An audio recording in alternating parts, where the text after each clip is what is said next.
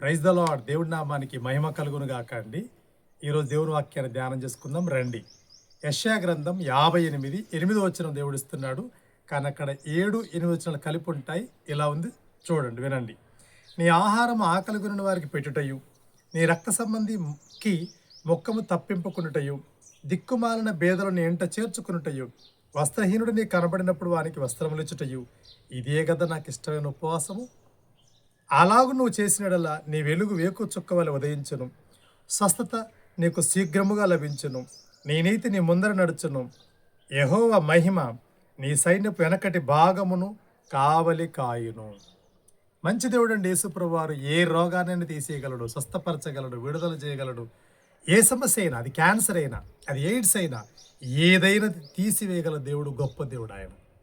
అయితే మనం దేవుని దగ్గర మోకరించేవారిగా, ప్రార్థించేవారిగా, ఆ ప్రార్థనకు ఉపవాస ప్రార్థన చేర్చేవారిగా ఉంటే దేవుడు అద్భుతాలు చేయగలడండి.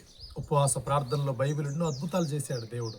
ఉపవాసం ఉండి ప్రార్థన చేసిన నెహెమ్యా ప్రార్థన విని పడిపోయిన ప్రాకారాలు కట్టాడు దేవుడు.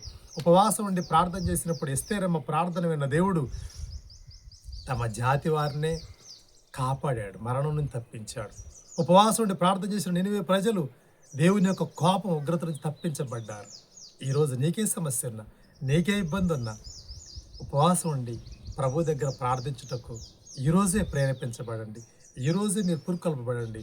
దేవుడు మీ సమస్యను శీఘ్రంగా తీసేయబోతున్నాడు. స్వస్థత నీకు శీఘ్రంగా లభించబోతుంది. దేవుడి నీతి నీ ముందర నడవబోతున్నది దేవుడు చెప్తున్నాడు. అయితే ఉపవాసం ఉన్నప్పుడు ఎలాగుండి ఉపవాసం చేయాలనో 58వ అధ్యాయం యెషయా గ్రంథాన్ని బాగా ధ్యానించండి.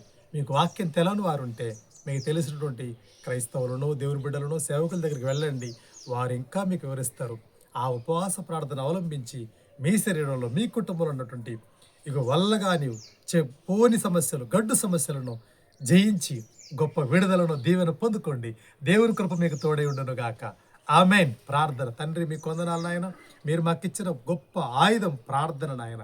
దానికి మించిన ఇంకా శక్తివంతమైన ఆయుధం ఉపవాస ప్రార్థనయ్యా. ఉపవాస ప్రార్థనలో విడుదలలు, స్వస్థతలు, అయా గొప్ప కార్యాలు జరిగించే దేవుడు. అందుకే మీరు అన్నారు నాయన, ఇటువంటి వదిలిపోవాలంటే ఉపవాస ప్రార్థనే అన్నావు దేవా, నీకే స్తోత్రం.